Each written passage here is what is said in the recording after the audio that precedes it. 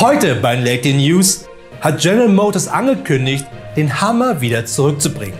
Dieses Mal mit über 1000 PS und fast 15.600 Newtonmeter Drehmoment bei einer Länge von 5,51 Meter und einer Breite von 2,20 Meter. Also perfekt für die Großstadt, unbequem wahlweise auf der Radspur, der Busspur oder in der Feuerwehreinfahrt zu parken. Jedoch nicht mehr mit einem fetten V8 Verbrennungsmotor wie zuvor, sondern als Elektrohammer. Zielgruppe von General Motors mit dem Elektrohammer sind Männer, die damit ihren zu kleinen Prius kompensieren müssen. Noch mehr gleich bei den News.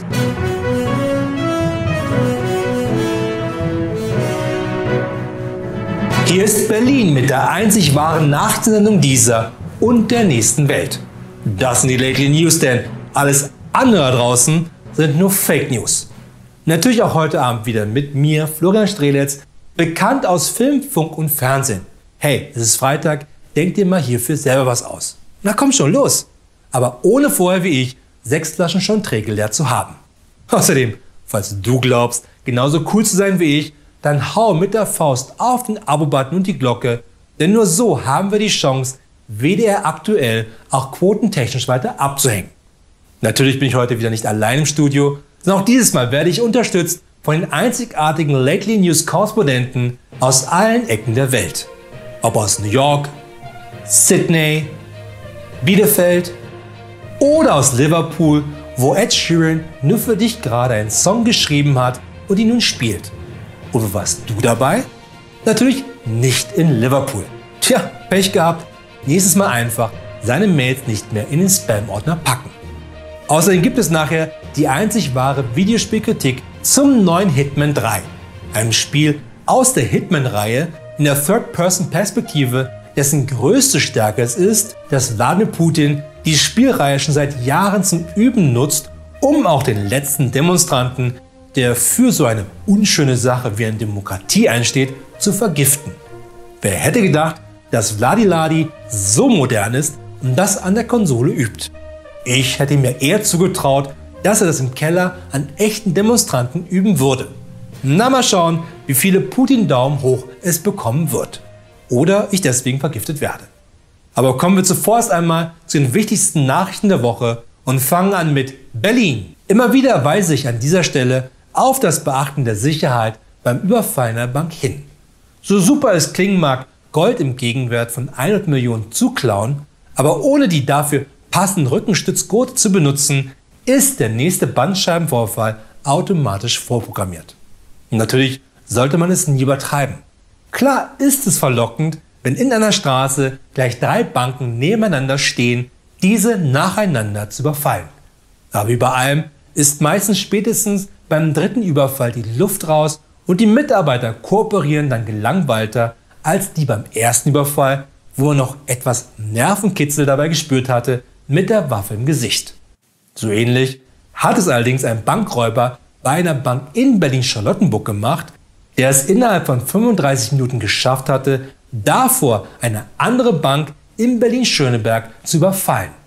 Die Berliner Polizei steht immer noch vor vielen ungeklärten Fragen.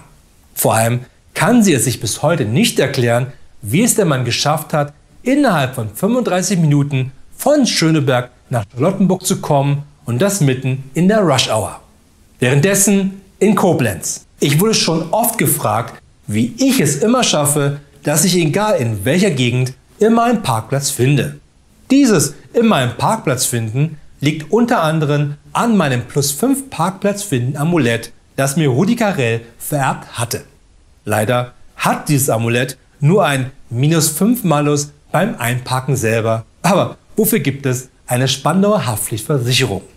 Dass man jemanden, der beim Einparken sein Auto beschädigt hat, aber auch noch ganz anders stoppen kann, hat ein Taxifahrer in Koblenz bewiesen. Dem war eine Frau mit ihrem Auto beim Rückwärts-Einparken gegen sein Taxi gefahren und versuchte dann schnell vom Tatort zu fliehen. Der Taxifahrer machte das einzig Richtige und notierte sich ihr Nummernschild nicht, sondern sprang direkt aus seinem Taxi der Frau auf die Motorhaube. Doch zeigte sich die Frau davon unbeeindruckt und fuhr mit dem Taxifahrer auf der Motorhaube einfach weiter. Die Fahrt endete als die Frau von der Polizei gestoppt wurde. Und neben einer Ordnungsstrafe und dem Verlust ihres Führerscheins gab es auch noch eine saftige Rechnung vom Taxifahrer für die Fahrt. Derweil in Tokio. Für meine Lehrer war ich ein an sich sehr einfach handelbarer Schüler. Gerade wenn sie aufgegeben hatten zu hoffen, dass ich so Dinge mache wie Schulaufgaben oder nicht den Unterricht zu stören. Oder idealerweise einfach zu Hause blieb. Genau deswegen war ich auch 18 Jahre an der Schule, bis ich erfolgreich meine 8. Klasse absolviert hatte und mich damit direkt als Schulhausmeister qualifiziert hatte. Oder in Berlin als Algebra- und Physiklehrer auf gymnasialer Stufe. Aber trotzdem ist das nichts im Vergleich zu dem, was japanische Lehrer leisten müssen. Denn diese machen in der Studie nach die meisten Überstunden auf der Welt. Und wir reden hier nicht von 2 oder 3 Überstunden die Woche, sondern die Hälfte aller befragten Lehrer gab an, bis zu 80 Überstunden die Woche zu leisten. Zu den 40 Stunden normaler Arbeitszeit. Allerdings muss man dazu auch sagen, dass viele japanische Lehrer sich auch in nicht-schulischen Dingen auskennen müssen. Wie zu wissen, wo man hüpfen muss in diesen einen Regenbogenlevel beim Mario Kart oder auch das Verstecken von Pokémons auf dem Schulhof frisst dabei unheimlich viel Zeit. Noch zum Abschluss die Lately News Videospielkritik der Woche mit dem neuen Hitman 3 für alle aktuellen Konsolen wie dem Atari 7800. Es hat sich gezeigt, dass das Failing Hitman 3 nur vollgestopft ist mit Fake-Toten. Erfreut war ich, dass meine Lebensgeschichte im neuen Hitman 3 verewigt wurde. Gut, der QR-Code in meinem Nacken wurde beim Hitman zu einem banalen BAR-Code. Aber auch nur für den Fall, falls er mal bei Aldi an der Kasse steht und sein Portemonnaie vergessen hat. Dann kann er seinen Nacken einfach über den Scanner ziehen und so bezahlen. Genau das ist auch die erste Mission im neuen Hitman 3. Eine etwas seltsame Entwicklung weg von einem Auftragskiller hin zu einem Sim. Und so stellt sich mir nur die Frage, nach über 15.000 Stunden, die ich allein damit verbracht habe, zu überlegen, welchen schwarzen Anzug ich zur roten Krawatte beim Start der ersten Mission anziehe, warum kann ich eigentlich niemanden mit der roten Krawatte töten? Das wäre viel, viel einfacher und stylischer.